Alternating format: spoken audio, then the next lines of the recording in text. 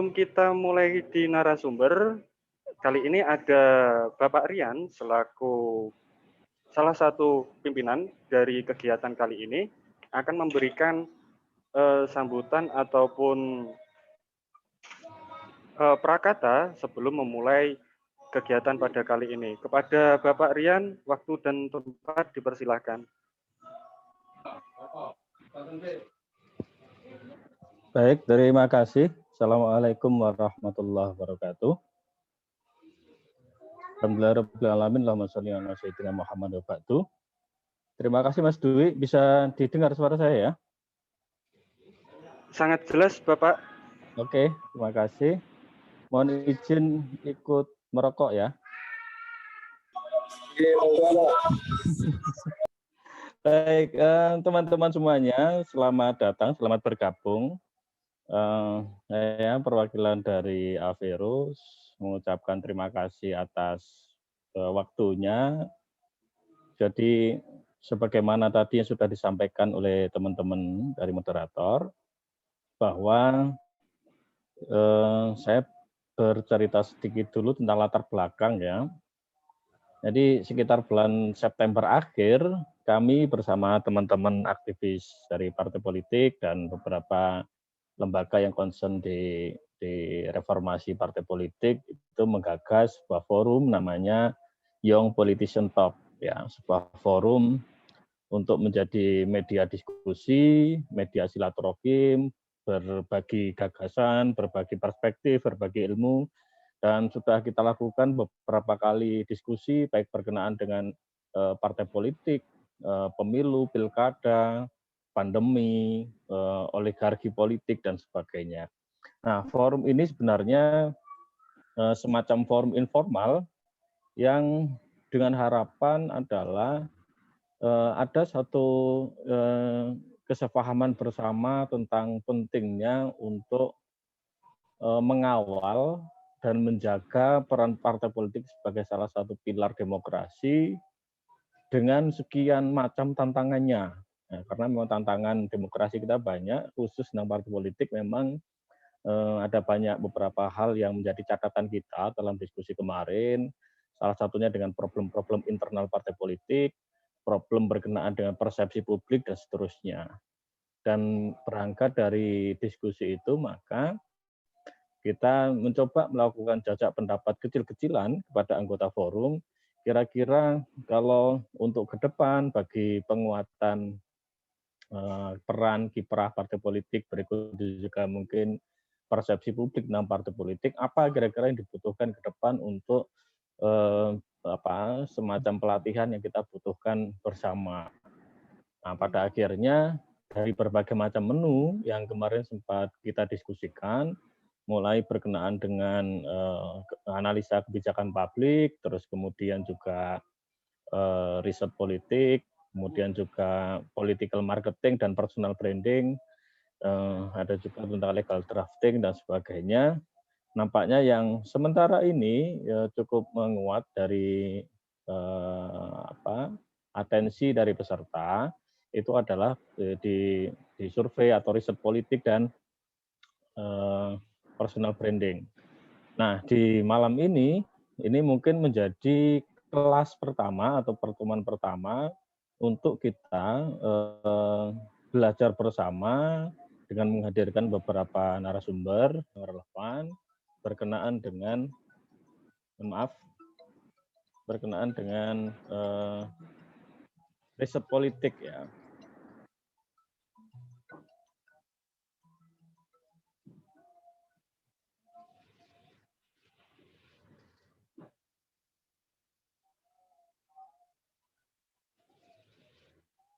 Nah,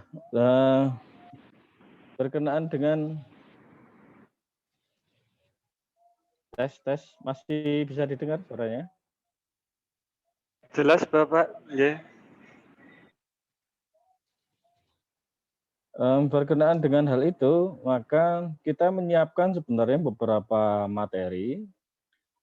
Kita juga sebenarnya sudah mengontak beberapa teman-teman di Persepi ya, asosiasi lembaga riset, untuk bisa kita mintai tolong berkenaan dengan pelatihan ini, tapi untuk sementara ya di pertemuan pertama ini mungkin kita melakukan diskusi awal dulu. Barangkali kita bisa secara kolektif ya, kita bisa mendiskusikan kira-kira apa saja yang dibutuhkan. Karena dari pengalaman kami, dari Averus maupun dari AV Media Research, ketika kita bikin pelatihan-pelatihan tentang berkenaan dengan riset politik, itu memang butuh waktu 3 hari. Waktu 3 hari dengan materi mulai dari perspektif kajian metodologis, sampai proses-proses teknis berkenaan dengan analisa data menggunakan SPSS dan sebagainya. Nah, karena ini masih menjadi menu-menu yang bisa kita diskusikan, maka dalam proses awal kemarin diskusi kita, sementara kita membuat satu pemberitahuan atau sosialisasi, sementara 2 sesi dulu. Karena belum tentu juga apa yang kita tawarkan berkenaan dengan materi-materi yang akan kita diskusikan, itu bisa ngikutin ya.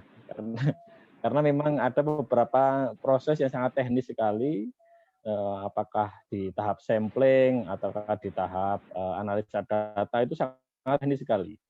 Nah, sangat teknis sekali itu pengalaman kami itu belum pernah kita melakukan pelatihan metode sampling dan analisa data menggunakan SPSS itu melalui daring. Nah ini nanti andai kata ini memang menjadi kebutuhan dan dimungkinkan, ya kita tetap ada materi tentang ini. Andai kata tidak memungkinkan untuk daring, ya kita cari solusi ya bagaimana kita bisa tidak daring gitu ya, barangkali gitu. Mengingat juga ada meskipun sudah ada arah untuk new normal, tapi nampaknya juga pandemi di Indonesia ini juga belum membaik ya. Makanya beberapa hal-hal teknis yang menyebabkan pertemuan non daring itu menjadi sesuatu yang masih dipertimbangkan oleh kami. Nah, berkenaan dengan itu di sesi ini nanti ada Mas Nasrun ya sebagai pengantar sekaligus nanti narasumber. Entah berapa kali nanti bisa menemui dan menemani kita. Yang jelas di diskusi awal ini kami ingin memberikan beberapa lontaran awal yang nantinya kita harapkan ada banyak feedback dari teman-teman peserta. Setidaknya ada 2 feedback yang kami butuhkan. Yang pertama adalah berkenaan dengan kebutuhan topik-topik yang berkenaan dengan riset politik ini kira-kira sampai di mana. Atau barangkali ada banyak pertanyaan-pertanyaan berkenaan dengan proses pelaksanaan atau manajemen di survei politik atau riset-riset semacam itu, yang kemudian selama ini juga menjadi kebutuhan teman-teman baik di lembaga maupun di personal. Karena melihat dari proses yang kita amati ya, sejak 2010 kita terjun di dunia riset politik, memang dulu lembaga riset itu sedikit ya, lembaga riset politik itu sedikit, terus kemudian di Jawa Timur hanya beberapa saja, salah satunya mungkin ada Proximity dulu, terus kemudian juga ada Pusdeham, ada AV Media Research yang kami, terus perkembangannya 2020 kemarin kita juga banyak menjumpai banyak sekali lembaga-lembaga riset politik baru, baik skala nasional maupun skala daerah ya. Banyak sekali lembaga riset yang bermunculan yang mereka juga bermitra dengan teman-teman lembaga politik dan juga merilis beberapa hasil risetnya. Nah, tapi kemudian ketika diproses pilkada serentak kemarin, saya minim sekali menjumpai lembaga-lembaga riset tersebut merilis quick count-nya.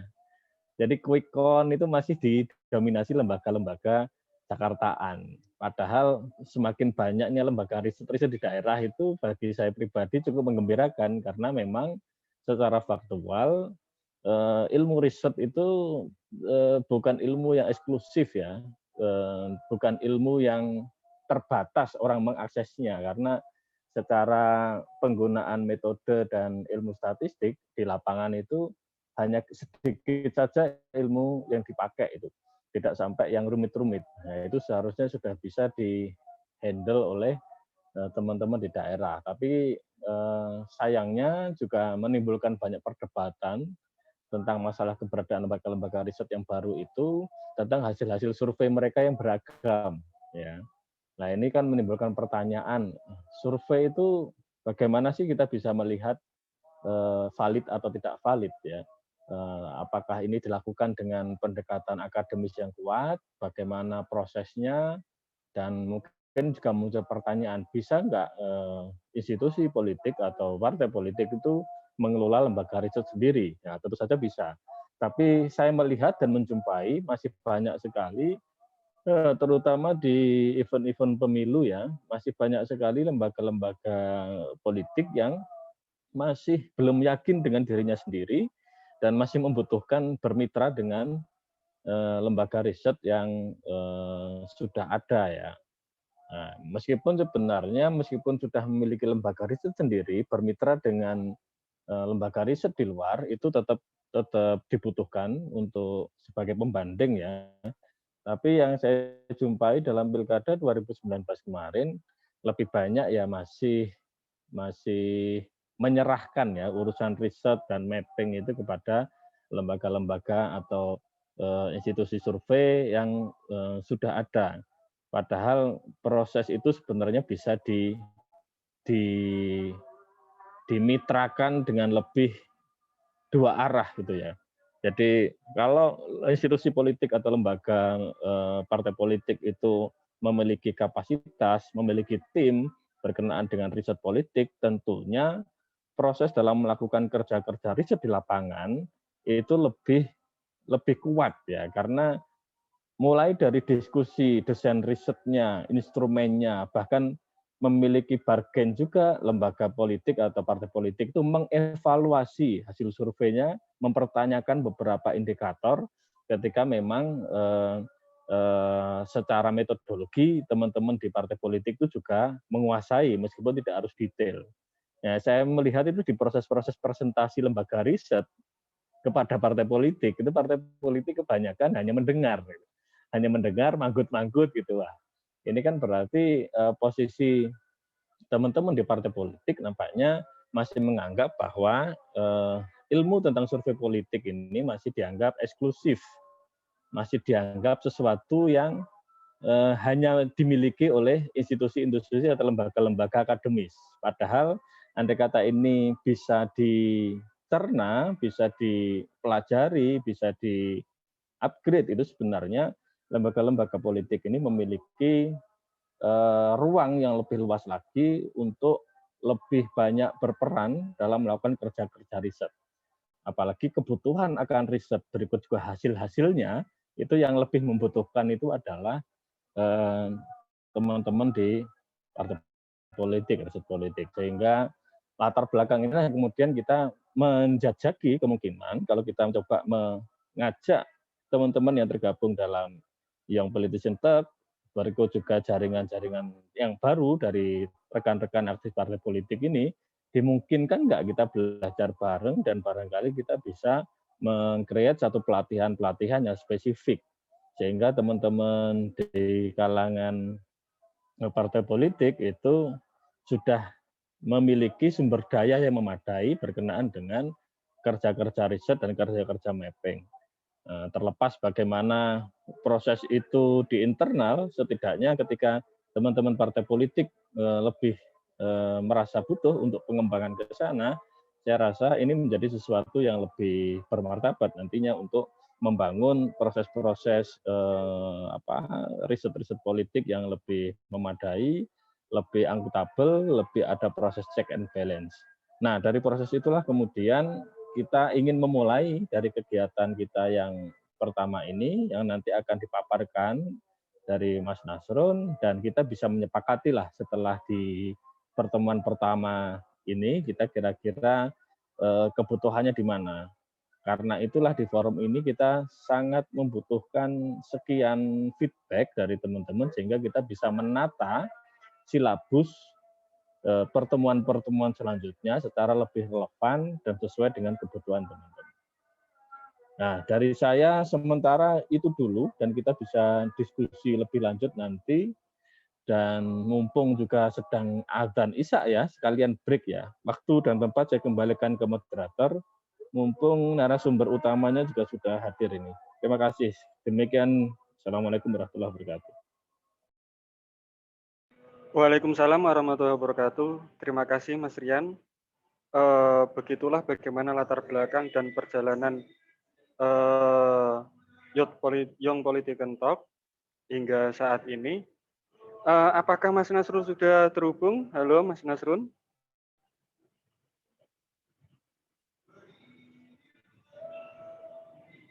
Wakil Ibu Juni.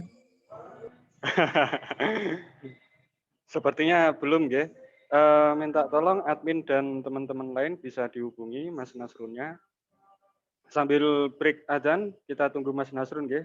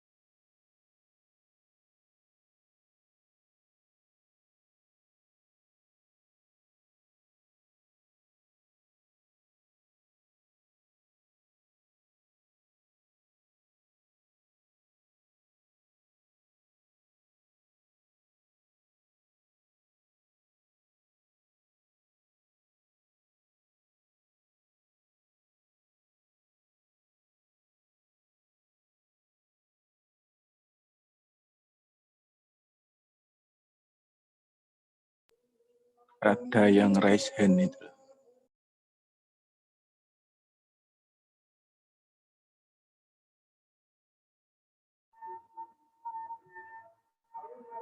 Siapa yang raise hand? Kepencet atau memang ingin interupsi? Silahkan.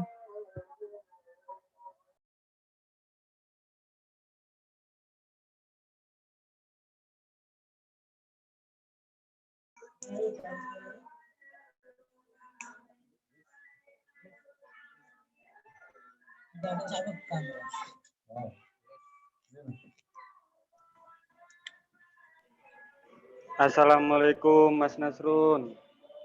Selamat datang. Waalaikumsalam warahmatullahi wabarakatuh, Mas Dwi. Baik Mas Nas, barusan sudah ada pengantar dari Mas Rian bagaimana perjalanan Young Politician Talk dari awal sampai hari ini kita berada di kelasnya Mas Nasrun yang dipimpin Mas Nasrun di kelas riset politik. Baik teman-teman, kali ini Mas Nasrun akan menjelaskan, memaparkan dan begitu sebagainya bagaimana riset politik sebagai strategi pemenangan, kemudian bagaimana kita menganalisis, memvalidasi mana-mana saja quick count yang beredar, hasil-hasil survei yang beredar itu benar ataupun salah begitu. Baik Mas Nasrun, untuk menyingkat waktu dan tempat kami persilahkan. Terima kasih Mas Dwi atas pengantarnya. Tolong saya dijadiin co-host ya, biar saya bisa nge-share bahan. Teman-teman sekalian, Assalamualaikum warahmatullahi wabarakatuh. Suara saya terdengar jelas, Wi? Terdengar jelas, Mas Nas? Oke. Baik teman-teman sekalian,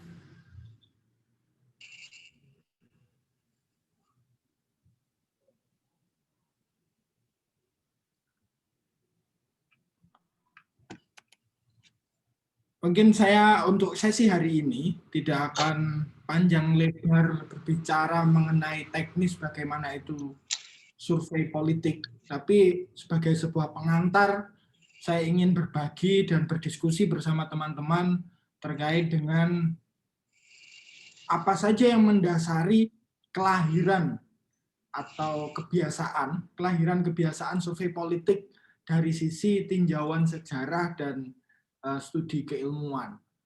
Kita tahu bahwa teman-teman sering melihat, membaca, atau menelaah hasil studi atau survei politik di berbagai media massa, atau bahkan teman-teman sudah pernah melakukannya sebagai peneliti maupun sebagai enumerator.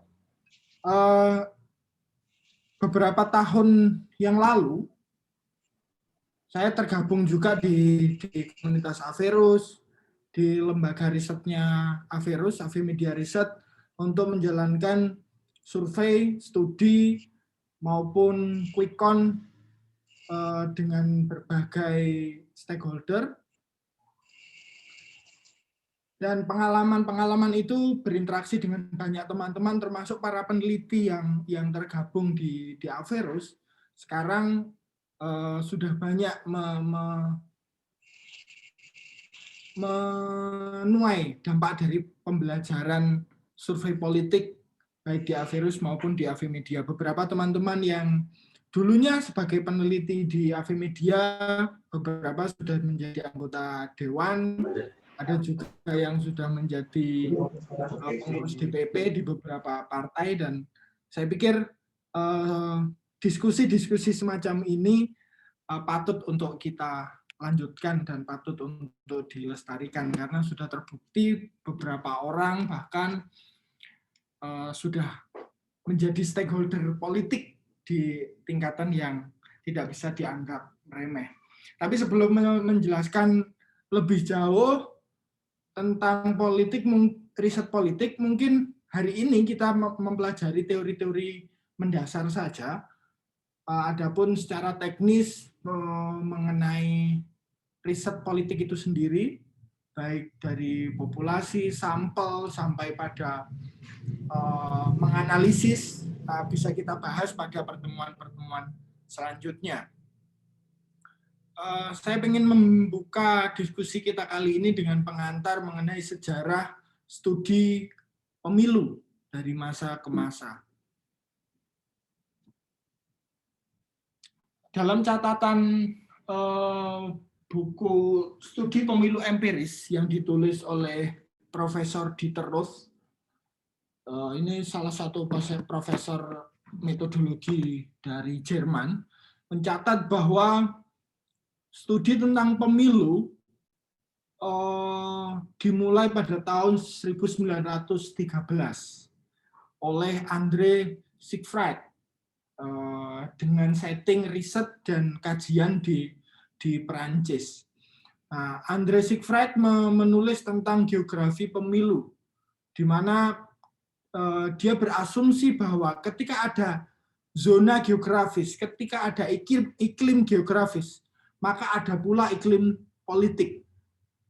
Makanya dalam pandangan André Siegfried, wilayah yang di pegunungan tentu memiliki preferensi atau pilihan politik yang berbeda dengan wilayah yang ada di dataran rendah. Wilayah perkotaan tentu berbeda dengan wilayah di pedesaan. Saat itu, studi politik atau studi pemilu sangat sederhana sekali menghubungkan hasil perhitungan pemilu dengan data sensus. Jadi hasil pemilu, hasil rekap suara resmi dari penyelenggara pemilu itu dianalisis dengan data sensus. Data sensus baik karakter geologi, geomorfologi, iklim, sejarah, distribusi pemukiman, distribusi sumber daya ekonomi, letak geografis, dan sebagainya.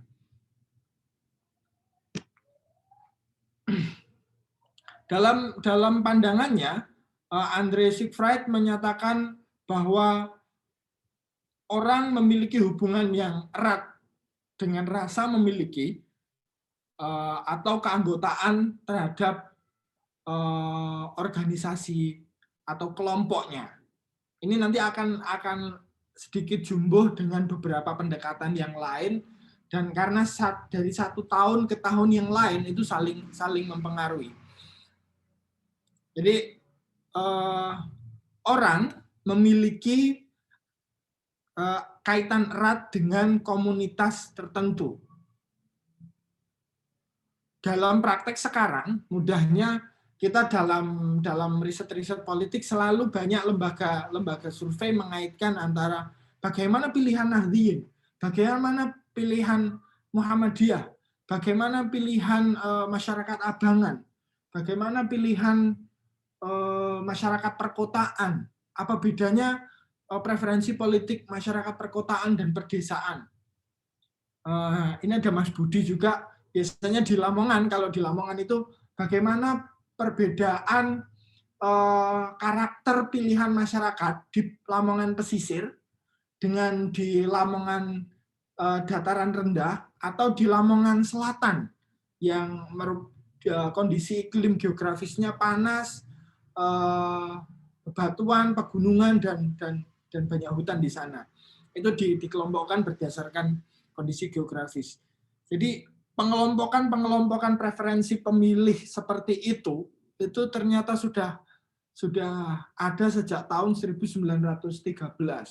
Bukan kuno, tapi ini masih dipakai sampai sekarang. Jadi sumbangan Andre Siegfried ini sangat besar. Penemu tonggak studi pemilu yang waktu itu sangat sederhana dilakukan terhadap data-data resmi dihubungkan dengan data sensus, tapi sampai sekarang dimodifikasi dengan riset tatap muka dengan penggolongan kondisi geografis. Kalau studi-studi di Jawa Timur misalnya, karena ini teman-teman stakeholder-nya para peserta se-Jawa Timur, Mas Trian ini sebagai guru riset saya, itu seringkali ketika memetakan Jawa Timur, itu memetakan setidaknya minimal 3 karakter sosiogeografis. Ya geografis, ya sosiologis. Matraman, kemudian Arek, kemudian ada Tapal Kuda. Tambahan kadang ada Madura. Kadang ada tambahan lagi Matraman, ada Mataraman Dalam dan Mataraman Pesisir. Karakter-karakter semacam ini adalah sumbangan pemikiran dari Andre Siegfried. Kita lanjutkan. Nah, ini sebagai ilustrasi dari apa yang dikatakan Andre Siegfried. Kondisi di pedesaan dikatakan oleh Andre Siegfried bahwa orang di desa cenderung lebih tergantung pada alam. Orang desa cenderung tergantung pada gunung, sawah, air, kemudian pasar tradisional yang kondisi geografis di desa itu kecenderungannya tidak berubah-ubah. Perekonomian di desa, keeratan sosialnya, kemudian konfliknya, itu dari tahun ke tahun perubahannya sangat lambat. Karena itu, perubahan pilihan politik di desa, dikatakan oleh Andre Siegfried, bahwa perubahan politik di desa juga cenderung lambat. Nah, kalau kemudian teman-teman punya karakter tertentu, merepresentasikan karakter tertentu. Misalnya teman-teman merepresentasikan karakter abangan, merepresentasikan karakter abangan, kemudian mencari target massa di wilayah, cari target massa yang sejarahnya di pedesaan dan punya sejarah pemilih partai abangan dari masa ke masa. Nah, ini menurut Andre Siegfried begitu. Tidak terjadi perubahan signifikan di daerah pedesaan karena harmoni di desa itu lebih terjaga daripada di perkotaan. Dan sebaliknya di perkotaan karena kondisi ekonomi, sosiologis maupun interaksi antar manusia di sana berjalan begitu cepat, karenanya perubahan politik di kota juga cenderung lebih cepat. Maka ketika mencari target di kota cenderung lebih sulit diprediksi. Selain nanti, sorry, ini lagi adzan. Apakah suara saya terganggu dengan distorsi? Karena adanya masih aman, Mas. Halo? Aman. Sebentar ya. Masih aman. Nggih, siap. Baiknya break aja. Mungkin saya mute dulu biar nggak terganggu.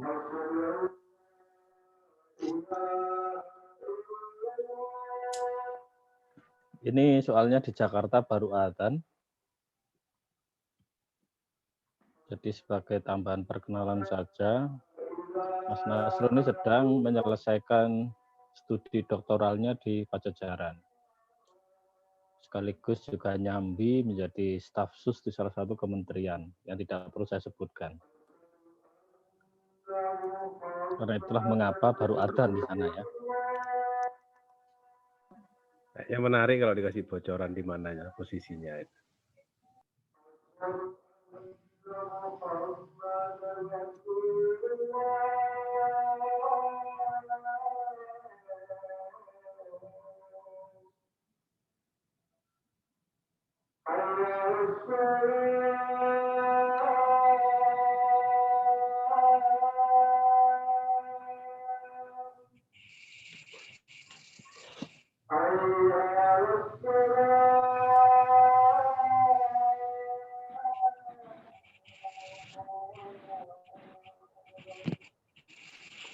La haula wala quwwata illa billah.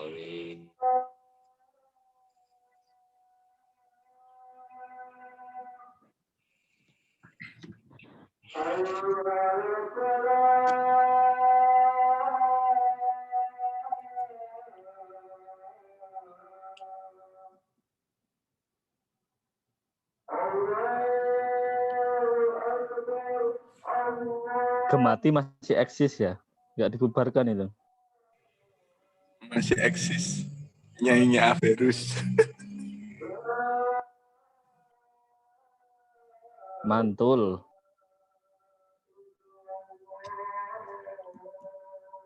La ilaha illallah.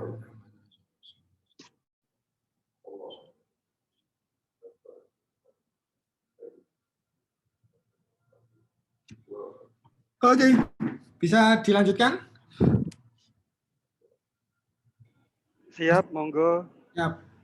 Oke, Bapak Ibu sekalian, teman-teman peserta Young Politician Talk, ini para praktisi ini. Jadi saya seakan-akan Wiyai Segoro ini berbicara soal teori di depan para praktisi.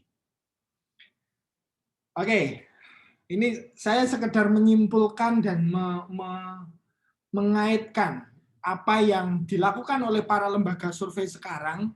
Saya paparkan. Ini loh dasar teorinya, perkembangan sejarahnya seperti ini. Jadi apa yang dilakukan oleh para lembaga survei itu semuanya tidak lari jauh dari apa yang akan kita diskusikan pada sesi hari ini.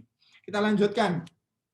Pada era setelahnya, di Amerika dan di Jerman ada dua orang tokoh ilmuwan politik, yaitu Stuart Arich dan Rudolf Herbele, di mana dua orang ini mulai menganalisa data-data pemilu secara dengan metode statistik, menggunakan statistik korelatif atau biasa disebut dengan analisa data agregat.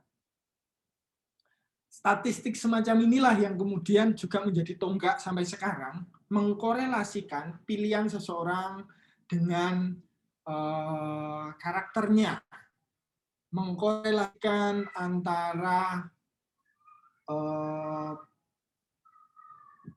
karakter-karakter orang dengan partai politik, karakter-karakter masyarakat dengan kandidat yang dipilih, mengkorelasikan antara kondisi wilayah dengan money politik dan sebagainya.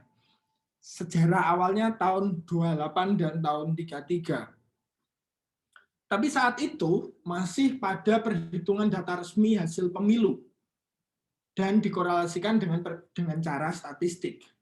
Misalnya kecenderungan wanita memilih partai apa, lansia memilih partai apa, orang miskin kecenderungannya memilih partai apa, orang kaya kecenderungannya memilih partai apa, dan seterusnya. Berikutnya, era yang paling modern ini terjadi di Amerika. Charles E. Merriam dan Harold F. Gosnell pada tahun 1924. Jadi ini hampir bersamaan dengan yang terjadi di Jerman. Ini membuktikan bahwa studi pemilu memang meskipun ilmu itu filsafat keilmuan berasal dari Eropa, tapi kemudian studi pemilu pionirnya ada di Amerika. Banyak lembaga-lembaga survei modern itu lahirnya di Amerika, seperti Gallup Poll dan sebagainya, itu pionirnya di Amerika. Dua tokoh ini secara bersama melakukan jajak pendapat. Nah, ini yang kemudian sampai sekarang itu banyak lembaga survei pakai surveyor datang ke rumah-rumah, bawa kuesioner dan bertanya pada anggota keluarga terkait preferensi politiknya. Saat itu dilakukan studi pada orang-orang golput. Kenapa orang tidak memilih? Apakah karena bekerja? Apakah karena sakit? Apakah karena putus asa terhadap kondisi politik? Jadi kalau teman-teman pernah melakukan survei, apakah biasanya ada 3 pertanyaan yang saling gayung bersambut? Apakah Anda tahu bahwa tanggal sekian akan dilaksanakan pemilu? Ya, tahu. Kalau Anda tahu, apakah Anda akan memilih? Jawabannya ya atau tidak. Ketika tidak, apa alasan Anda golput? Selalu 3 pertanyaan itu muncul di pertanyaan survei di era kontemporer ini. Alasan golputnya apakah karena bekerja, sakit, kemudian tidak ada yang merepresentasikan pilihan, dan sebagainya. Nah, ada pula saat itu juga pada tahun sekitar tahun 1930-an dilakukan studi oleh Stuart A. Ritchie melakukan studi pula di sebuah kampus untuk melihat pilihan politik mahasiswa di kampus itu. Dan kemudian studi itu diulangi lagi pada H-27 hari sebelum pemilihan. Studi diulang dari 1 tahun, 6 bulan, sampai H-27 hari menjelang pemilihan umum. Ditemukan saat itu bahwa terjadi perubahan signifikan pada mahasiswa sebesar 14%. Nah, ini juga yang sampai sekarang dipakai oleh para lembaga survei, termasuk salah satunya oleh Mas Rian. Biasanya dalam menentukan paket-paket studi atau survei politik, mulai dari paket 2 tahun, paket 1 tahun, atau 1 tahun biasanya berapa kali survei, dan sebagainya. Tidak hanya melihat satu survei, tapi juga dihubungkan antar survei, terjadi perubahan dan pergeseran apa. Nah, setelah dari tahun ke tahun terkait dengan bagaimana studi pemilu dilaksanakan, ini ada juga tentang teori-teori pokok yang digunakan dalam menganalisis perilaku masyarakat. Dan teori-teori ini yang kemudian didefinisikan dalam bahasa riset itu definisi operasional variabel. Dari teori diturunkan menjadi konsep, konsep menjadi variabel, variabel menjadi indikator, indikator kemudian menjadi item-item pertanyaan. Nah, ada 3 teori utama yang melingkupi studi atau survei politik. Kita bahas satu persatu. Ada yang pertama, teori sosiologis. Di teori ini percaya bahwa setiap manusia terikat pada lingkungan sosialnya. Misalnya keluarga, pertemanan, pekerjaan, organisasi, sekolah, tempat ngopi, dan lain sebagainya. Dan setiap lingkungan memiliki normanya sendiri. Ya, ini kalimat-kalimat yang cukup penting. Dan pada dasarnya setiap orang ingin hidup damai, ingin memelihara harmoni, dan menghindari untuk konflik dengan lingkungan sosialnya. Setiap orang berusaha mempertahankan homogenitas dirinya dengan kondisi sosial lingkungannya. Ketika satu kelompok itu menyatakan memilih kandidat A, maka masing-masing individu itu merasa bahwa ketika memilih untuk B, kecenderungannya akan berubah menjadi A. Karena pada dasarnya menurut teori sosiologis, orang tidak ingin berbeda dengan sekelilingnya. Jadi wajar jika organisasi sosial tertentu itu seringkali dikaitkan dengan pilihan politik. Misalnya NU kecenderungannya milih partai apa, Ansor kecenderungannya milih siapa, Fatayat milih siapa, Aisyah milih siapa, FPI kemana suaranya. Karena itulah di pertanyaan-pertanyaan survei pada identitas responden itu merupakan pertanyaan yang sangat krusial. Seringkali saya tekankan ketika melakukan pelatihan terhadap calon surveyor, jangan sepelekan mengenai identitas. Karena identitas bukan hanya untuk mengenali responden, tapi identitas juga berguna untuk melakukan analisis. Jadi satu orang tergabung pada organisasi apa, satu orang mengidentifikasi dirinya secara sosiologis, mengidentifikasi dirinya sebagai santri kah, atau abangan kah, atau sebagai priayi kah, itu akan berguna. Data itu akan dipakai untuk dianalisis dan dihubungkan dengan preferensi politiknya. Itu tadi yang sebelumnya adalah mikrososiologis. Adapun analisis mikrososiologis kemudian digunakan oleh para pakar yang lain, dikembangkan menjadi analisis makrososiologis. Nah, analisis makrososiologis ini menghubungkan kekuatan-kekuatan dalam satu negara. Negara dengan masyarakatnya, apakah ideologi dengan ekonomi, dan kemudian konflik-konflik antara negara versus gereja ini akan berpengaruh pada pilihan seseorang. Nah, dalam konteks hari ini misalnya negara versus 212 akan muncul pilihan politik tertentu. Budaya yang mendominasi versus budaya yang independen gitu. Masyarakat penyuka wayangan misalnya, masyarakat penyuka wayangan, dangdut koplo, tentu memiliki preferensi pilihan yang berbeda dengan masyarakat penyuka Habib Syekh, sholawatan, dan sebagainya. Kita lanjutkan lagi. pada pendekatan teoritis yang ketiga ada teori sosial psikologis, di mana kalau tadi yang pertama sosiologis melihat pilihan difokuskan pada lingkungan atau kelompok sosial yang lebih besar.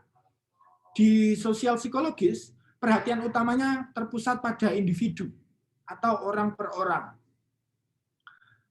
Asumsi dasarnya bahwa persepsi dan penilaian pribadi terhadap kandidat dan isu kampanye yang dibawa sangat berpengaruh pada pilihan politik untuk jangka pendek.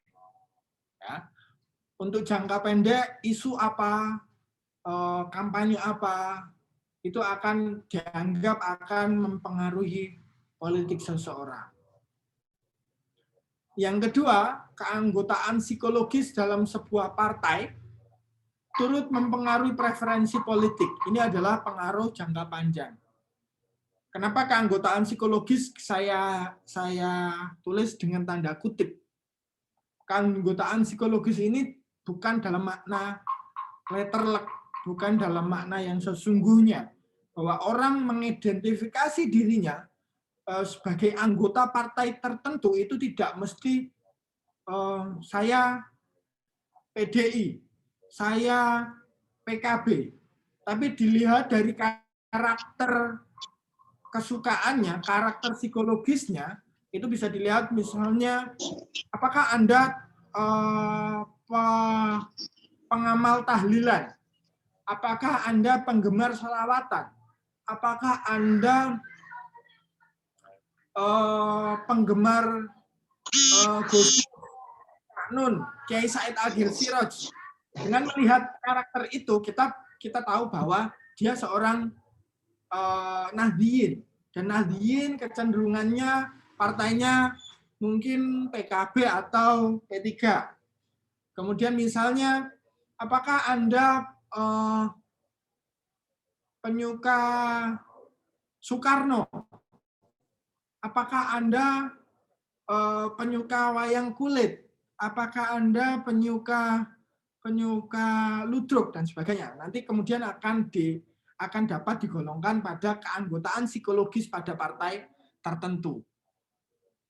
Nah, ini dua faktor ini antara visi misi calon, isu yang diangkat oleh calon, atau bahkan isu-isu yang sedang dihembuskan, black campaign, dan sebagainya, pada jangka pendek akan mempengaruhi pilihan seseorang. Dan pada jangka panjang, keanggotaan psikologis atau ideologi politik, ideologi sosial dari seseorang akan mempengaruhi pilihannya. Ya. Nah, ini dikatakan oleh Profesor Dieter Roth, bagaimana saling pengaruh antara faktor di masyarakat. Ada faktor struktur sosial, ada faktor seseorang mengidentifikasi dirinya lebih dekat dengan partai apa. Ini meskipun sulit menggali ini, tapi ketika kita menggunakan sampling yang besar, ini akan tampak bahwa orang dengan karakteristik mengidentifikasi diri pada partai tertentu akan cenderung memilih kandidat siapa misalnya. Kemudian identifikasi partai, orientasi kandidat, bagaimana kandidat itu berkampanye, isu apa yang dipakai, kemudian semua faktor ini akan berpengaruh pada keputusan seseorang untuk memilih atau tidak memilih A atau B, memilih partai mana, memilih kandidat mana, dipengaruhi oleh banyak faktor ini. Nah, ini yang terakhir, rational choice. Pendekatan ini memandang bahwa dua pendekatan sebelumnya, teori sosiologis dan teori psikologis, dianggap merendahkan kecakapan manusia dalam berpikir. Ya, karena dianggap bahwa seseorang selalu terpengaruh pada background-nya, background lingkungan organisasi sosialnya maupun background ideologinya. Nah, rational choice memandang bahwa orang itu memilih A atau B, memilih atau tidak memilih, itu berdasarkan pada perhitungan biaya apa yang harus saya keluarkan dan seberapa besar manfaat yang saya dapatkan. Ya. Ketika saya memilih, saya pergi ke TPS, saya harus capek jalan ke TPS, memilih partai B misalnya. Apa yang akan saya dapatkan dari partai B? Apakah duit pada jangka pendek? Apakah partai B itu akan membangun jalan di desa saya? Apakah partai B akan memberikan BLT kepada saya? Pertimbangan-pertimbangan seperti itu yang dipercaya oleh rational choice. Tidak hanya isu kampanye, tapi lebih dalam lagi bahwa isu yang diangkat itu akan berpengaruh apa pada masing-masing individu. Nah, selain kepercayaan terhadap biaya yang dikeluarkan dan manfaat yang akan didapatkan, rational choice juga menganalisis pada perkembangan teori rational choice juga menganalisis penilaian seseorang terhadap kinerja periode sebelumnya. Misalnya partai A menguasai Kabupaten Malang pada periode sebelumnya. Dinilailah kalau partai A ini kinerjanya bagus, bermanfaat bagi dia secara individu, maka kecenderungannya akan dipilih lagi oleh individu tersebut. Maka kemudian saran oleh para scholar atau para ahli rational choice menyarankan agar ketika Anda sebagai kandidat memiliki program yang baik, program-program Anda akan bermanfaat secara signifikan terhadap masyarakat, perlu diperjelas, perlu diperdetail informasi yang sangat lengkap agar memudahkan orang untuk mencerna kemanfaatan seorang kandidat bagi konstituennya. Nah, dengan informasi yang lengkap, orang akan mencerna bahwa, oh, saya akan mendapatkan manfaat A, B, C, D dari calon A. Saya akan mendapatkan D, E, F, G, H, I, J dari calon B. Maka, karena saya menerima informasi yang banyak terkait manfaat-manfaat yang saya dapatkan dari calon B, maka saya akan memilih calon B. Itu yang disuarakan oleh para teoritisi dari rational choice. Nah, penggambarannya seperti ini. Pengalaman individu pada masa lalu akan berpengaruh pada pengalaman individu pada masa sekarang. Dan kemudian penilaian retrospektif atau penilaian terhadap masa lalu tadi juga akan mempengaruhi penilaian individu masa sekarang dan mempengaruhi harapan di masa depan. Ya. Penilaian pilihan individu di masa sekarang dan penilaian pada masa lalu akan berpengaruh pada harapan di masa mendatang. Itu teman-teman peserta Young Politician Talk yang berbahagia. Sementara itu saja yang bisa saya sampaikan, nanti bisa kita lanjutkan dengan diskusi. Pada prinsipnya bahwa apa yang kita bicarakan, 3 perkembangan sejarah praktek studi pemilu dan 3 pendekatan ilmiah yang saya jelaskan barusan, itu semuanya diramu dan ada pada kuesioner-kuesioner, ada pada laporan-laporan, ada pada siaran langsung press release tentang studi pemilu atau riset politik di masa sekarang. Saya pikir itu yang bisa saya sampaikan. Selanjutnya saya serahkan kepada moderator dan forum. Baik, sangat menarik sekali apa yang disampaikan oleh Mas Nasrun langsung dari Jakarta. Bagaimana Mas Nasrun menjelaskan tentang perjalanan pemilihan umum baik di level desa maupun kota, baik itu levelnya pemerintah daerah di desa, kemudian kecamatan maupun kabupaten maupun hingga sampai pusat. Kemudian teman-teman dapat bertanya, silahkan unek-uneknya, monggo bisa dimulai sesi tanya jawab,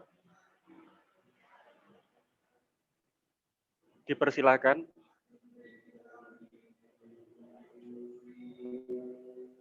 Sekaligus asesmen ya Mas Dwi ya. Kira-kira teman-teman peserta itu minatnya di mana? Yang jelas ini tadi pengantar yang menarik dan ini materi baru ini. Karena kita itu punya 5 materinya Mas Nasrun ya dalam rentang perjalanan Averus atau AV Media Research melakukan berbagai macam short course tentang survei politik yang itu biasanya 3 hari, ada 7 sesi biasanya, mulai dari pengantar sampai ini termasuk yang baru nih. Jadi termasuk guru saya Mas Nasrun, terima kasih. Ini melegitimasi apa yang biasanya kita terjemahkan di instrumen ya. Dan dalam teorinya cukup menarik tadi itu. Silakan teman-teman sekaligus tidak hanya mungkin berkenaan dengan pengantar tadi itu, karena kalau Mas Nasrun ini tidak ditanyai tentang sesuatu yang spesifik, ilmunya nggak keluar. Itu. Ya, silakan. Oke.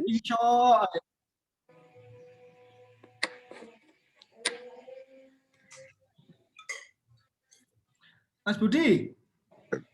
Siap, Bapak gurunya guru. Kalau Mas Rian itu guru saya, Mas Nasrun gurunya Mas Rian, berarti kan gurunya guru.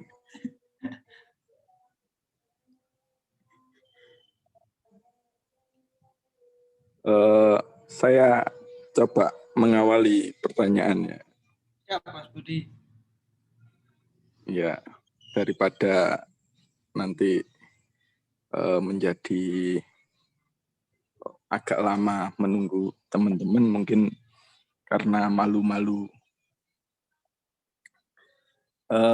Ini untuk kemudian instrumen-instrumen yang jenengan sajikan tadi, instrumen-instrumen yang kemudian nanti tersajikan itu mungkin apakah ada penelitian terbaru atau mungkin Anda sebagai kandidat doktor ini nanti bisa kemudian meramu mungkin nanti dari yang awal tadi perbedaan geografis, perbedaan sosiologis masyarakat desa dan kota. Kemudian yang kita tahu kemudian kalau masyarakat desa biasanya politiknya politik kultural, politik keagamaan, politik yang kemudian yang lebih pada pemilih-pemilih ini fanatis, pemilih-pemilih yang dan kemudian kalau yang di kota, kemudian kita lebih dihadapkan kepada pemilih-pemilih yang rasional, ngomong visi misi, ngomong kemudian branding intelektual calon dan lain-lain seperti itu. Itu mungkin itu akan bisa diramu tersendiri kalau kemudian ngomong soal visi misi branding calon itu kan kemudian ngomong akses ya. Jadi kan pemerataan akses itu kan nantinya juga yang mempengaruhi. Mungkin itu bisa kemudian menentukan jumlah error di setiap perbedaan jumlah error pada kondisi sosiologis atau kondisi geografis tertentu. Misalkan kalau kemudian di pedesaan kita menggunakan ini mungkin kemudian wawasan baru ya, bukan kita kemudian menegasikan teori-teori yang sudah lama tentang teori perhitungan sampling, statistik dan lain-lain. Tapi kemudian kalau itu dihadapkan seperti itu, kemudian samplingnya kemudian kita ratakan atau kita ngomong stratified atau ngomong multi stage ya, itu kan nanti akan berbeda karena memang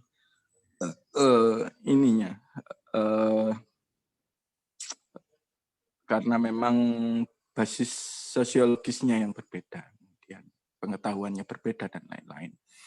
Mungkin seperti itu, karena kita kalau melihat di perkotaan mungkin heterogenitas pilihan itu sangat tinggi ketika kita kemudian ngomong sampling apa dan lain-lain, apakah itu kemudian ada teori-teori baru atau kemudian kita bisa membuat sebuah rangkaian atau sebuah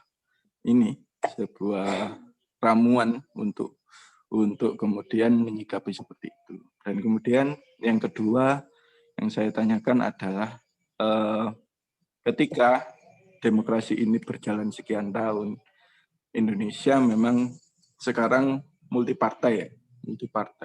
Dan kebetulan memang karena kondisi, kalau saya lihat kondisi masyarakatnya terlalu jemu, terlalu bingung dengan kondisi yang multipartai seperti ini. Pilihan-pilihan partai, pilihan-pilihan kemudian ideologis partai itu saya kira sudah tidak ada. Kalau dulu kita kemudian bisa mengelompokkan ini daerah Tapal Kuda ini basisnya apa, daerah Matraman ini basisnya PDI apa dan lain-lain, saya kira ini sudah tidak ada karena kemudian proses internalisasi ideologi partai sudah tidak berjalan. Nah, maka mungkin untuk kajian-kajian pada penelitian seperti itu mungkin perlu diperdalam ya. Mungkin banyak kemudian nanti diberikan instrumen-instrumen tambahan yang kemudian lebih cenderung ini. Dan kemudian ngomong soal ini ya, kalau beberapa tahun ini kita ngomong soal money politik ya. Money politik seolah-olah membuyarkan keadaan-keadaan survei, instrumen-instrumen survei yang kemudian sudah terpetakan masing-masing. Proses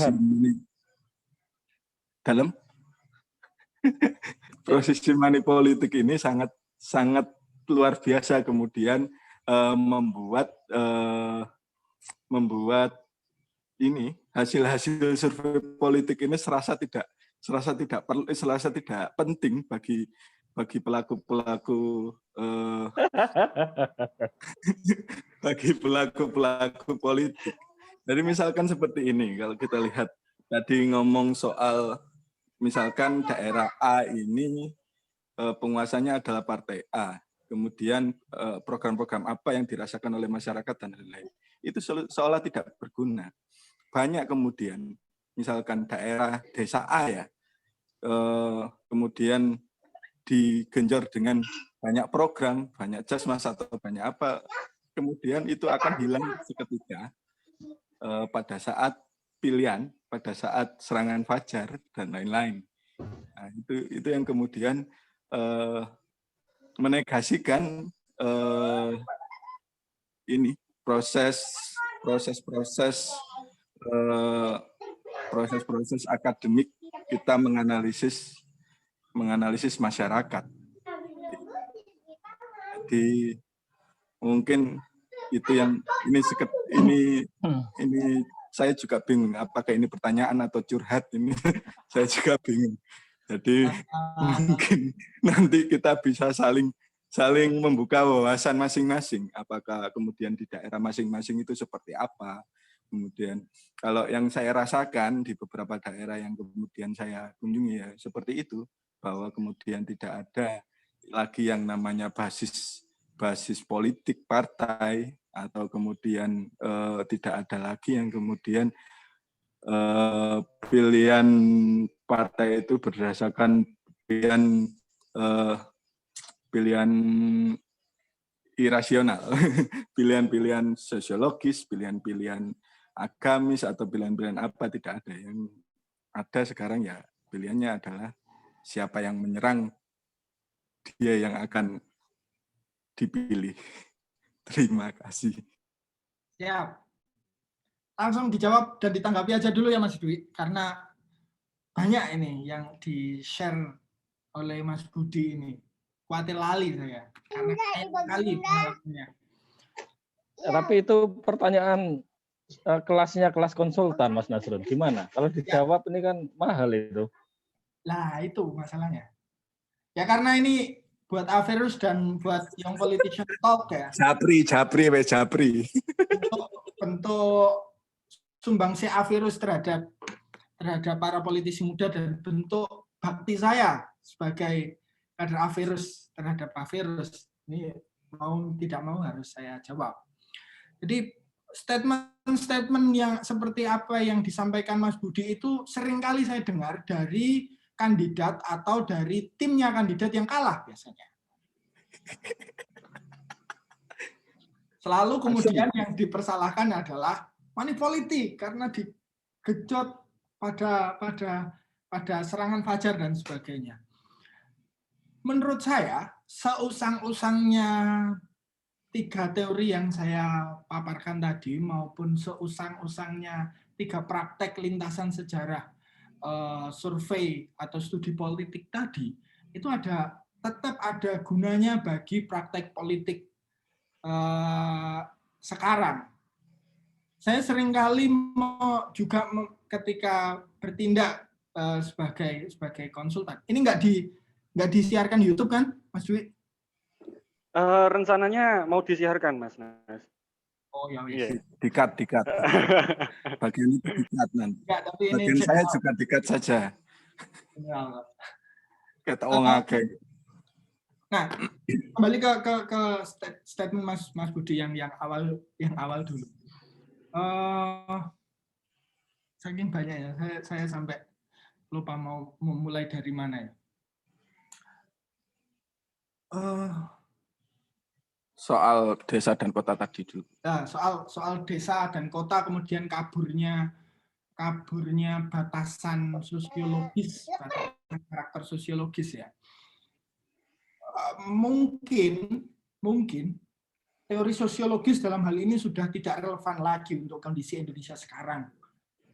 Saya katakan statement pengalaman Mas Budi tadi tepat sekali, bahwa batasan sosiologis dan kondisi multipartai di Indonesia yang sudah disampaikan Mas Budi tadi juga berbeda dari studi-studi terdahulu yang kebanyakan terjadi di Amerika, Prancis, Jerman, yang partainya cuma 2 gitu.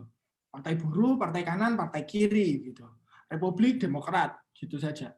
Dan itu lebih mudah dipetakan, dualismenya jelas. Yang satu mendukung LGBT, yang satu tidak.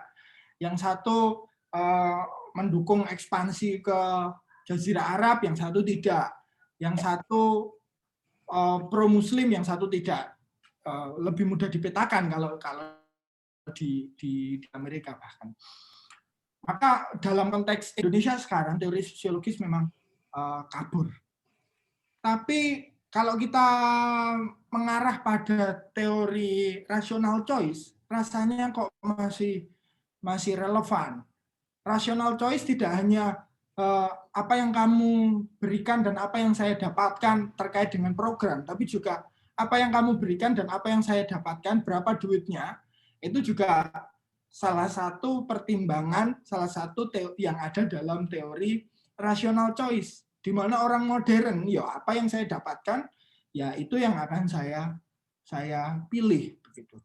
Dan kemudian bagi para kandidat seringkali kemudian muncul ketika setelah kalah itu kemudian muncul statement kalau gunane nyewa survei politik, tidak ada gunanya saya melakukan survei politik, toh juga kalah sama duit. Perlu diperhatikan bahwa seringkali kandidat, yang pertama dari sisi kandidat, itu tidak benar-benar menggunakan rekomendasi dari survei politik secara optimal. Itu yang pertama. Yang kedua, atau rekomendasi survei politiknya tidak komprehensif. Nah, bagaimana membuat sebuah desain riset kuantitatif atau desain riset politik yang komprehensif itu teori dasarnya ya cuman 3 itu tadi, teori dasarnya. Cuman bagaimana sensitivitas peneliti dalam menghubungkan variabel itu yang tidak dimiliki oleh banyak lembaga survei. Apalagi ketika kita di daerah menggunakan lembaga survei dari Jakarta misalnya, yang itu leadernya dari mulai penelitinya, korlapnya orang Jakarta, kemudian bagian lapangannya teman-teman aktivis di daerah yang terbiasa kemudian ngisi kuesionernya di warung kopi dan tidak disupervisi dengan baik, banyak faktor yang kemudian surveinya menjadi tidak valid atau tidak sensitif dalam menghubungkan antar variabel. Misalnya sebuah contoh, saya pernah praktek bareng dengan Mas Budi bahkan di pemilu legislatif 2019 di Lamongan juga, di mana saat itu saya memetakan karakteristik geografis saya hubungkan dengan keterserapan money politik. Jadi daerah mana, desa mana, dengan karakteristik apa, ini money politiknya apakah diserap dan memilih dan efektif, apakah diserap aja kemudian hilang. Itu saya petakan dengan detail bahkan sampai pada level kecamatan dan desa. Toh kemudian rekomendasi itu tidak diperhatikan. Minimal ketika sama-sama mengeluarkan money politik itu bisa mengefisienkan. Jadi survei politik itu berguna untuk mengefisienkan, kalaupun memang nggak punya duit, itu tepat money politik di mana dan paling efektif bisa diprediksi berapa persen dari duit 100% yang disebarkan itu berapa persen bisa efektif menghasilkan suara. Itu ada kalau penelitinya jeli dalam menghubungkan antar variabel yang diturunkan dari ketiga teori tadi. Jadi kalau ditanya apa hal yang baru dari temuan-temuan terkini, saya pikir tidak ada teori baru. Yang ada adalah praktek meng-cross-tab-kan antar variabel itu yang baru. Kejelian ketika ada isu baru misalnya 212. Apakah peneliti itu jeli pengaruh 212 terhadap pilihan politik masyarakat? Kemudian apakah jeli meng-cross-tab money politik ini gua duit 100 mentesnya dari seket apa mentes dari swida atau gak mentes blas, itu juga bisa diteliti dengan money politik. Kecuali ketika kandidat Anda sudah berlebihan duit dan dibuang aja duitnya dan dianggap semakin banyak duit semakin banyak suara yang kita dapatkan. Ya nggak apa-apa ketika duitnya sebanyak itu. Tolong bagian ini di-cut ya, Wi. Betul, di-cut itu di-tit gitu ya. Iya, tak tanggapi sedikit. Ya. Jadi mungkin ketika survei-survei itu mungkin digunakan itu mungkin efektif jika itu kemudian pada kondisi yang berbeda. Misalkan pada kondisi pilpres, mungkin tak jauh berbeda. Kemudian pada kondisi pilkada atau kemudian pada kondisi yang paling kecil pilkades.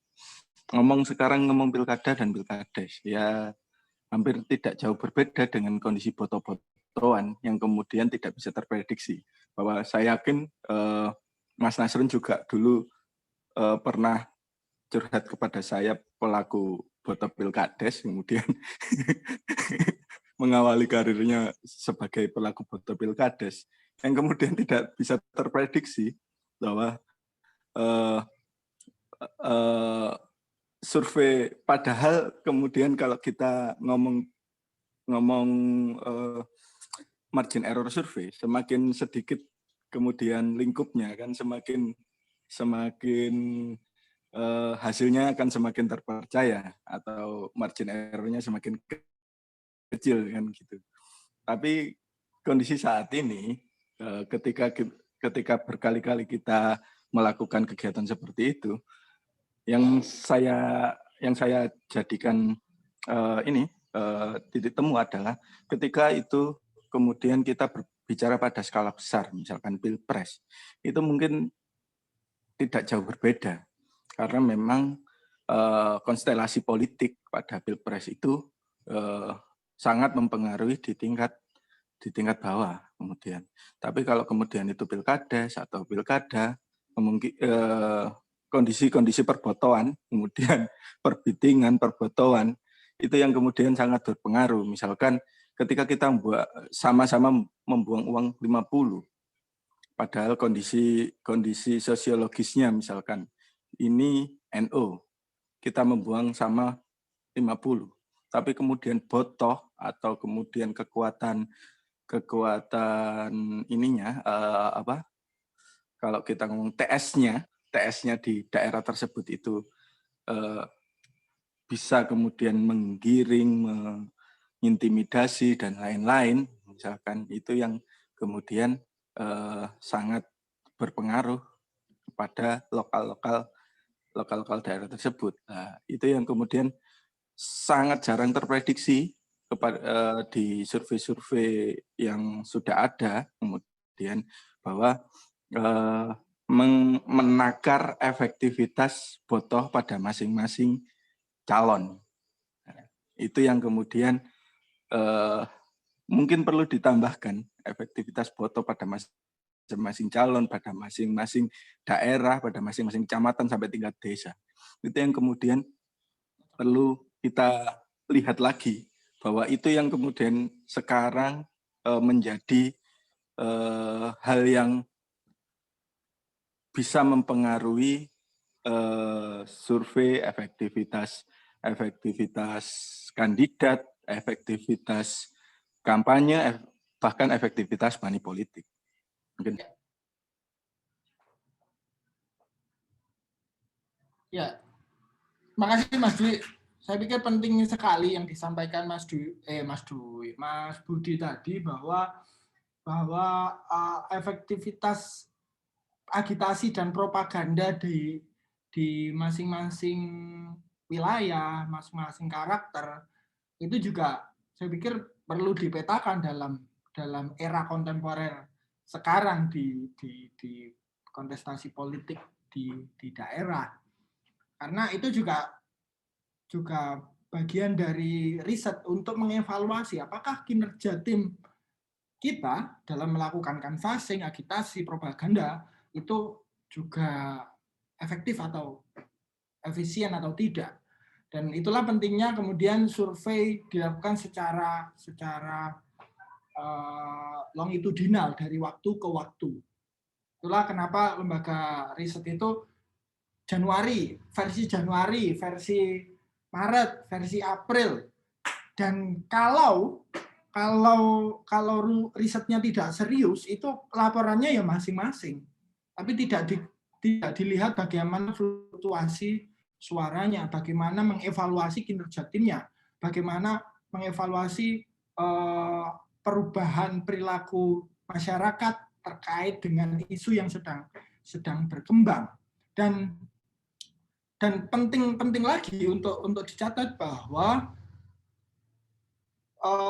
riset dengan tim kampanye atau tim pemenangan itu harus benar-benar terpisah sejatinya. Karena tim kampanye itu sangat terpengaruh secara emosional, secara psikologis dengan proses kampanye, proses merasa sudah berdarah-darah dan pandangan subjektifnya akan keluar. Seringkali survei meleset karena banyak yang terlibat di dalamnya adalah tim pemenangan atau tim kampanye atau para aktivis yang sudah subjektif sejak dari pikiran begitu. Karenanya bagi saya lembaga survei masih akan berguna dalam tahun-tahun ke depan ketika benar metodologi, alhamdulillah benar secara quality control-nya dan sebagainya. dan independensi itu menjadi penting. Monggo Mas Dwi atau teman-teman yang lain ketika atau mau share pengalaman. Cek. Baik, sepertinya Pak Humaydi sudah menyalakan mic. Barangkali ada yang di-share. Monggo Pak Humaydi. Didengar ya? Jelas Mas? Jelas Mas. Terima kasih waktunya Mas Dwi, Mas Nasron, Mas Rian dan juga Mas Budi yang sudah memberikan pengantarnya. Mas Budi mungkin sebagai peserta sekaligus konsultan juga ini berdasarkan pengalaman kayaknya. Menarik bahwa ada beberapa pertanyaan yang sudah rencananya ingin saya ajukan, tapi sudah dijawab di beberapa jawaban Mas Nasrun tadi. Kenapa survei politik atau riset politik yang dilakukan oleh lembaga survei itu per hari ini cenderung meleset. Mungkin seperti apa yang menjadi penyebab dan indikatornya beliau-beliau yang lebih tahu, akan tapi bahwa ada instrumen baru yang disampaikan oleh Mas Budi tidak lepas hari ini dalam skala kecil pilkada maupun pilkades, ini ada instrumen yang bernama tukang foto. Ini kayaknya perlu diwaspadai betul ini kayaknya ini karena terkait money politiknya yang begitu efektif.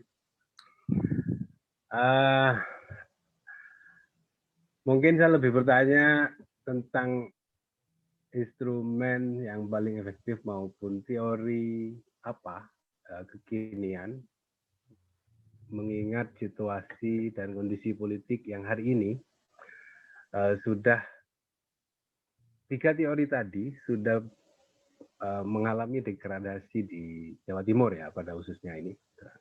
Saya di Bondowoso kebetulan Mas Nasrun dan Mas Rian, Mas Budi. Karena dari pengalaman yang saya temukan dan saya lalui, pernah terjadi meleset riset yang itu dilakukan oleh lembaga survei yang begitu menasional, yang mungkin sebagaimana yang disampaikan oleh Mas Nasrun bahwa ya mungkin surveyornya atau pelaku-pelakunya dari Jakarta semua itu gitu. Jadi saya kurang tahu itu. Yang jelas kemarin sempat meleset bahwa ini menjadi kekhawatiran bagi saya secara pribadi selaku orang muda yang mungkin masih tertarik dengan dunia politik tentang lembaga survei. Sehingga kenapa itu juga saya masuk di dalam diskusi malam hari ini, bagaimana yang disampaikan oleh komunitas Avirus ini, saya lebih tertarik daripada personal branding, saya lebih tertarik tentang survei politiknya. Karena survei politik sejauh mana efektivitasnya sampai hari ini. Mungkin dari 3 teori yang ada, yang disampaikan Mas Nasrun itu, dalam konteks pilkada ini, dalam konteks pilkada yang itu sangat dipengaruhi betul tentang money politik dan juga mungkin tukang foto dalam skala kecil. Apakah ada teori lain atau dari 3 teori itu dengan rasional choice-nya mungkin pernah ada penelitian seberapa persen rasional choice itu masih ada di tengah-tengah kita gitu. Dari 3 faktor sosiologis itu tadi. Mungkin itu aja, Mas Nasrun, Mas Rian, Mas Dwi. Terima kasih. Assalamualaikum warahmatullahi wabarakatuh. Waalaikumsalam warahmatullahi wabarakatuh. Mas Rian mungkin mau menanggapi dulu. Siap Pak Guru. Aduh, ampun. Guruku ini. Baik, terima kasih ya. Sebenarnya juga ada beberapa pertanyaan, tapi mungkin nanti kita sifatnya sharing, karena yang saya sampaikan ini juga sharing. Ada beberapa poin berkenaan dengan yang tadi disampaikan Mas Run. Jadi instrumen untuk kita gunakan di lapangan untuk mendapat data itu menjadi kunci bagaimana riset kita itu bermanfaat. Makanya kemudian di masing-masing lembaga memang memiliki cara sendiri dalam meramu, dalam definisinya Mas Nasrun ya sebagai akademisi itu adalah definisi operasional. Nah, apa yang tadi dipaparkan Mas Nasrun tentang 3 teori itu sampai sekarang AVMedia Riset menggunakannya minimal dalam hal untuk melakukan tracking terhadap reason to choice, alasan memilih. Jadi kawan-kawan semuanya, 3 teori tadi itu, yang pertama adalah perspektif sosiologis ya, dan ini juga termasuk di dalamnya juga geografis ya, yang nanti akan saya ini sharingkan. Itu masih kita pakai untuk men-tracking alasan memilih. Demikian juga alasan psikologis dan terakhir alasan rasional. Nah, sederhananya begini dalam menerapkan dalam proses instrumen survei di lapangan yang biasa kami lakukan. Misalkan ketika kita menanyakan responden atau narasumber yang kena sampling rumahnya dan kemudian kita wawancara, itu kan selalu kita tanyakan nih, dia akan memilih siapa. Nah, itu biasanya ada tips sendiri yang mungkin akan kita bicarakan pada pertemuan yang selanjutnya tentang masalah teknis, wawancara, dan sebagainya. Itu biasanya agak susah menentukan milih siapa, antara A, B, C, atau D. Nah, ketika dia sudah mendapatkan jawaban si A misalkan, tidak berhenti sampai di situ. Karena dalam kajian kami, orang memilih itu setidaknya ya berangkat dari 3 alasan tadi itu. Yang pertama adalah alasan sosiologis. Alasan sosiologis ini apa? Alasan yang berkenaan dengan dia memilih karena ada kedekatan secara sosial, ada kesamaan secara identitas. Misalkan, saya memilih si A karena sama-sama Muhammadiyah. Nah, itu berarti dia memilih si A karena alasan sosiologis. Saya milih si A karena dia beretnis Madura. Nah, itu karena alasan sosiologis, ada kesamaan. Saya milih si A karena dia merupakan putra daerah dari kecamatan sini atau desa sini, geografis kan? Nah, itu dia milih sini. Nah, itu alasan sosiologis. Jadi tidak hanya sebatas milih si A, si B, atau C, instrumen kami di lapangan selalu men-tracking. Dia milih si A itu karena apa? Dengan sekian belas alasan yang kita tulis, nanti kemudian mereka, si surveyor ini akan menentukan, oh si bapak ini memilih si A karena alasan ini. Ya, alasan ini masuk kategori apa? Kemudian nanti dianalisis. Yang kedua adalah alasan psikologis ya. Pemilih itu ini kajiannya kajian perilaku pemilih ya, memilih. Sehingga ketika si responden tadi itu memilih si B misalkan, makanya dia karena orangnya baik, karena orangnya ganteng, karena orangnya merakyat, atau karena ada kedekatan. Nah, itu alasan psikologis. Sehingga kita tidak bisa berhenti dia milih si A atau si B, tapi kita cari alasannya. Alasan psikologis inilah yang kemudian juga menyebabkan mengapa ada satu kejadian di Pilkada DKI Jakarta, sesuatu yang anomali dalam kajian lembaga survei nasional ya, termasuk di peneliti-peneliti survei itu ada anomali. Anomalinya apa? Biasanya petahana atau incumbent yang kepuasan publiknya di atas 60% itu sudah pasti jadi. Kayak gitulah, kayak semacam menjadi dogma ya di kalangan lembaga riset itu. Dan momentum 2017 Pilkada DKI itu membalik itu.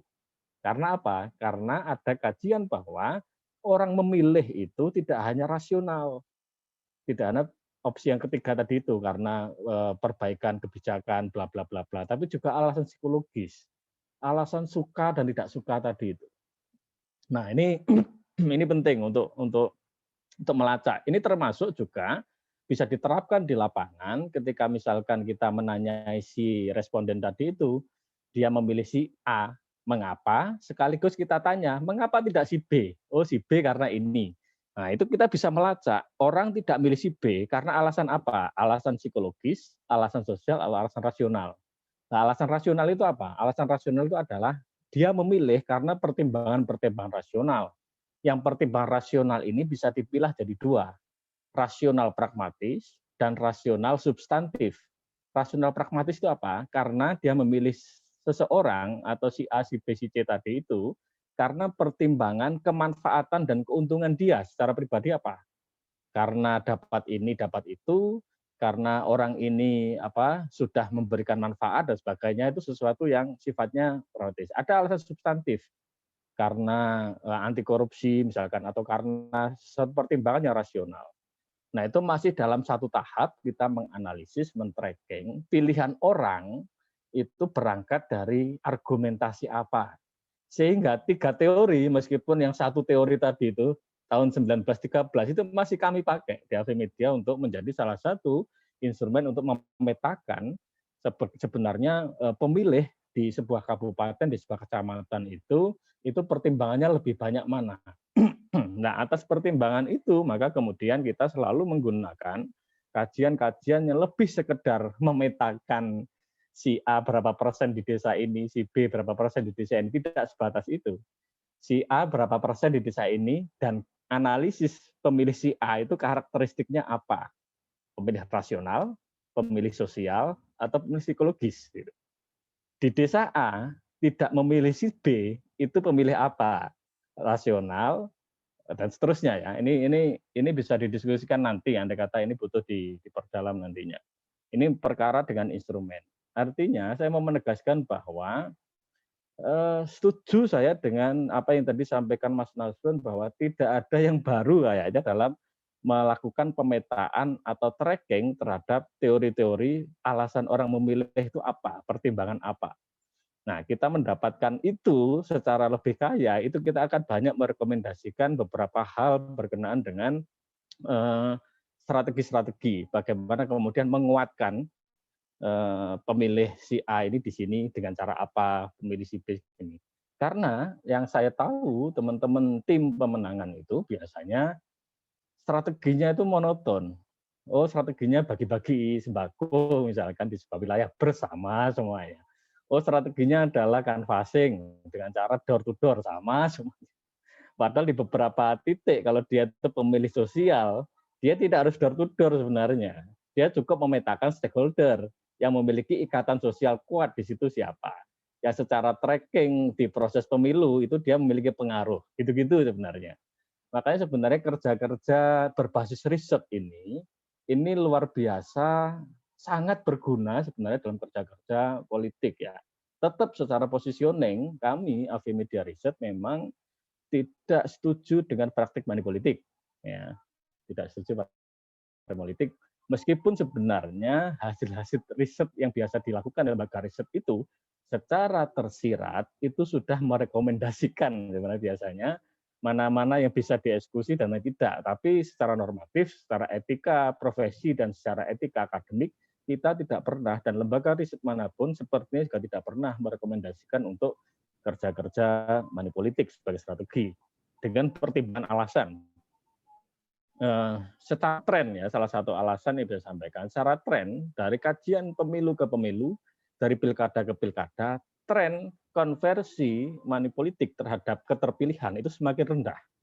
Dan semoga saja ke depan semakin mengecil. Semakin rendah, meskipun tingkat penyerapannya semakin tinggi. Ya. Makanya dengan catatan ini kita sebenarnya tidak merekomendasikan dengan money politik, karena ya gimana ya, ada banyak cara sebenarnya, atau banyak sesuatu yang bisa dikonversi yang tidak harus melanggar undang-undang atau melanggar etika politik. Nah, misalkan apa? Ketika mesin politik bekerja dengan baik, ketika riset bekerja dengan baik dengan melakukan data bising calon pemilih, praktek money politik itu bisa sedikit dihilangkan dengan cara mengkonversi amplop-amplop yang tidak jelas itu menjadi sesuatu yang sifatnya konsolidatif. Mengapa pemilih yang mau ditarget dengan amplop itu tidak sekaligus direkrut sebagai relawan? Sehingga ketika amplop itu untuk operasional relawan, itu sebenarnya pengeluarannya sama dengan dibagi-bagi. Karena faktor tidak kenalnya mesin politik dengan pemilih, atau tidak adanya kerja politik yang efektif pada pemilih langsung, maka mereka jalan pintasnya dengan money politik. Padahal money politik bisa dikonversi menjadi cost politik yang kemudian bisa dikonversi melalui konsolidasi pemilih. Mengapa kemudian tidak melakukan konsolidasi sampai level RT? Ya, yang itu sebenarnya secara cost sama dengan money politik gitu loh. Sehingga itu bisa dikonsolidasikan dari H. Itu yang berkenaan dengan instrumen yang 3 teori tadi itu sebagai refleksi saja saya mau saya bagikan ke teman-teman bahwa 3 teori tadi itu masih relevan dan saya belum menemukan teori baru untuk melakukan tracking terhadap alasan memilih. Andai kata data alasan memilih itu dipunyai oleh tim melalui mitra dengan lembaga riset yang memiliki instrumen itu, saya yakin nggak mereka memiliki satu pengayaan strategi dan langkah-langkah. Karena proses-proses di lapangan itu cukup dinamis dan beragam. 2, saya mau memberi catatan tentang masalah botoh dan itu tadi. Jangan dikira botoh-botoh dan pelaku seperti itu, mereka tidak berbasis riset. Kalau teman-teman memiliki akses perbincangan para botoh-botoh itu, proses mereka bekerja, mereka juga berbasis data loh. Nanti saya kasihkan contoh kalau mau ya. Ada satu rekapan angka-angka yang disusun oleh teman-teman anak buahnya botoh di lapangan yang namanya checker. Itu di desa ini sekian suara, di desa ini sekian suara. Itu menjadi rekomendasi mereka untuk melakukan kerja-kerja yang di luar ya, struktur pemenangan yang resmi. Di luar struktur itu. Mereka berbasis riset. Meskipun saya mengamati beberapa data yang beredar di botoh-botoh tentang hasil cek di lapangan, itu saya bisa menyimpulkan, oh ini ngawur, oh ini benar-benar turun ke lapangan, oh ini berdasarkan data di periode sebelumnya, oh ini data pilkades, oh ini data di periode sebelumnya, ini data ngawur. Itu saya bisa sekilas itu bisa lihat, bisa baca itu. Karena di beberapa titik itu terkonfirmasi bahwa tidak begitu datanya itu kan riset. Ada yang persis sekali dengan hasil-hasil riset, luar biasa.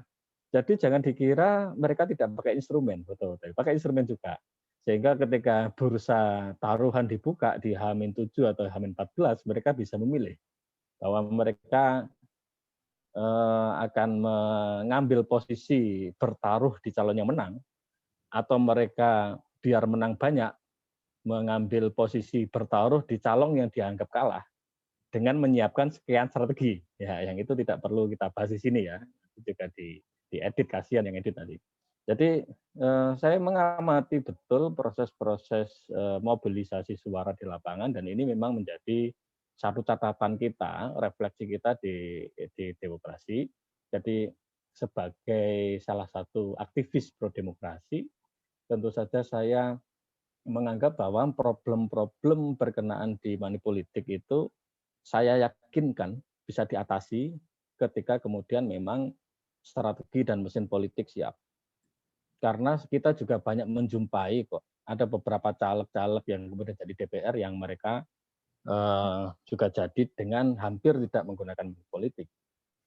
Nah, banyak juga calon kepala daerah atau calon anggota legislatif yang money politiknya lebih banyak, tapi nggak jadi. Ya. Artinya money politik itu tidak selalu menjadi ukuran sebenarnya kalau kita tahu bagaimana mengelola dan melakukan kontra terhadap kerja-kerja itu. Lagi-lagi tidak bermaksud promosi riset ya, tapi semuanya itu bisa dibaca. Hasil pilkada itu bisa dibaca dengan angka, asalkan kemudian instrumennya ada. Makanya barangkali juga menjadi terma baru bagi teman-teman yang ada di forum ini. Pernah dengar nggak istilah sensus politik? Apa itu sensus politik? Sensus politik adalah memetakan suara 100% populasi tanpa sampling. Nah, itu ada caranya. Tapi tidak semua bisa melakukan itu karena butuh prasyarat-prasyarat untuk melakukan itu. Nah, hasil sensus politik itu akan lebih valid daripada hasil cekernya botoh-botoh. Intinya begitu lah. Dan itu bisa dilakukan beberapa cara. Dan menjawab atau merefleksikan dari apa yang disampaikan Mas Budi, ketika ada hasil survei, misalkan calonnya Mas Budi lah ya, yang saya amati itu hasil surveinya kan unggul terus itu, di sejak setahun yang lalu itu unggul terus. Meskipun di belakang-belakang melemah. Mengapa melemah? Nah itu karena ya kekalahan strategi di last minute saja. dan strategi last minute tidak hanya amplop ya, last minute itu banyak ya, tidak hanya amplop. Nah, jadi jangan mengkambing hitamkan money politik lah. Jadi refleksikan teman-teman itu tentang masalah strategi dia di sebulan terakhir itu apa saja instrumen yang dipakai, apakah optimal atau tidak itu. Karena menurut kajian saya untuk pilkada ya, kalau pileg beda. Untuk pilkada, instrumen money politik itu menempati ranking keempat sebagai langkah strategi. Masih ada 1, 2, 3 medan strategi yang lebih prioritas untuk dilakukan dan itu lebih kuat daripada sekedar eksekusi atau yang biasa dilakukan teman-teman politisi itu. Nah, ini yang untuk terakhir saya mau menyampaikan juga berkenaan apa yang tadi sempat didiskusikan berkenaan apa tadi yang terakhir? Saya lupa, nanti kita bahas lagi ya. Ya jelas posisi bahwa melakukan aktivitas kampanye strategi politik dan sebagainya itu sebenarnya masing-masing daerah memiliki karakteristik sendiri-sendiri, masing-masing calon memiliki gaya sendiri-sendiri, dan pengayaan terhadap instrumen di lapangan itu sangat menentukan hasil apa yang didapatkan di lapangan. Satu contoh begini, saya pakai instrumen ini tidak pernah dipakai lembaga survei yang lain, misalkan adalah pesantren ya untuk Jawa Timur. Seringkali kita mendengar di proses-proses jelang dukung-mendukung calon itu berkenaan dengan didukung pesantren A, didukung pesantren B, didukung pesantren C. Yang itu kadang-kadang diyakini, kadang-kadang tidak. Nah, bagaimana kita meyakinkan itu valid atau tidak? Gitu kan? Itu yang lagi-lagi survei yang digunakan. Dan dalam survei sejak 2019 kita pakai itu. Apa itu? Kita mapping dulu di masing-masing wilayah itu, misalkan di Bondowoso misalkan. Pesantren-pesantren besar apa saja yang ada di situ yang kemudian kita masukkan dalam instrumen. Sehingga ketika di lapangan ketika kita mencari responden, kita akan melihat keluarga di situ afiliasinya ke kiai siapa. Dalam konteks agama ini kita nggak ngomong politik, dalam konteks agama ke sana. Dari situ kita akan bisa memetakan data di Bondowoso bahwa pemilih-pemilih ini terpetakan dalam afiliasi ke kiai atau ke tokoh atau ke pesantren ke sini. Baru kemudian kita cek pilihan politiknya kemana. Nah itu akan kelihatan. Oh ternyata pesantren ini terpilah menjadi sekian persen ke sini, ke sini, ke sini. Jadi meskipun elit-elit pesantren mungkinnya atau tokoh-tokoh kiai itu menyatakan dukungan, itu belum tentu bawahnya itu ke sana. Gitu. Nah itu bisa disimpulkan tidak dari hanya sekedar ilmu terawangan alam gaib, tapi dari konversi dari hasil mapping di lapangan. Dan itu bisa dipakai oleh tokoh atau elit politik yang masuk menjadi tim ya konsultan di sana untuk memberikan masukan kepada tokoh-tokoh yang mendukung tadi itu dengan fakta lapangan, ternyata belum 100% ini kayaknya alumni pesantren X ini kejenengan. Ini gimana itu. Basisnya apa? Tidak klaim, tidak adu argumentasi, tapi data yang dipakai. Nah, saya juga terakhir mau menjawab tentang masalah penting ini. Saya sampaikan juga di proses-proses diskusi dengan teman-teman tim pemenangan yang sempat diskusi informal, selalu muncul pertanyaan begini, mengapa hasil pileg konversinya selalu tidak kongruen dengan hasil pilkada? Sering kita jumpai ini. Misalkan hasil pilegnya partai A di sebuah kabupaten mendapatkan sekian persen dan seterusnya. Yang itu kemudian menjadi satu landasan untuk membangun koalisi ketika pilkada atau pilpres.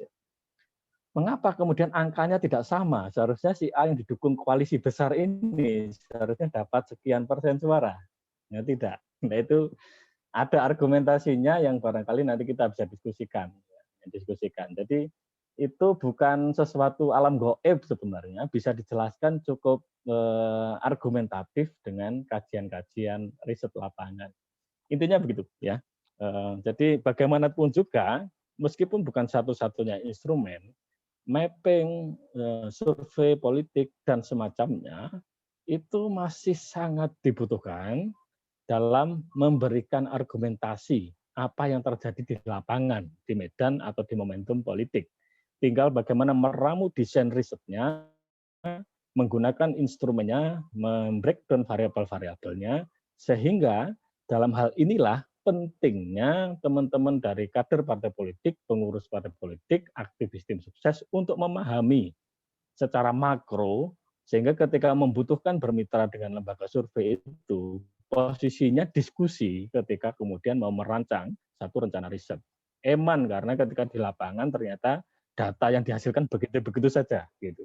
Padahal kita membutuhkan banyak analisa-analisa yang sesuai dengan kebutuhan dan pembacaan yang digunakan sebagai langkah-langkah kerja-kerja politik. Itu saja, Mas Dwi. Nanti bisa disambung refleksinya dengan teman-teman lain. Ini saya tidak bertanya, cuma saya mau menyajikan pertanyaan, tapi nanti saya japri aja ke Mas Run ya, karena ada beberapa poin yang saya tadi agak butuh konsultasi. Terima kasih.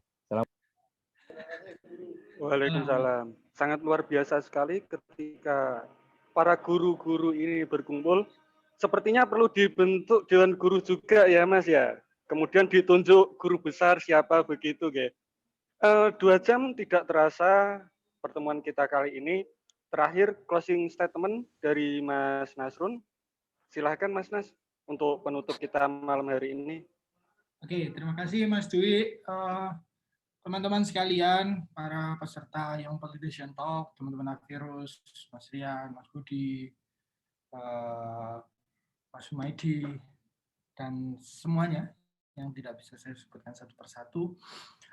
Catatan dari saya bahwa riset politik itu dilakukan secara ilmiah, karenanya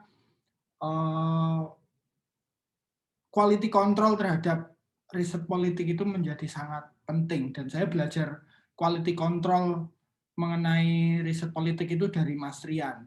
Karir riset saya di politik itu saya awali dari seorang surveyor dari lembaga survei ternama di ibu kota.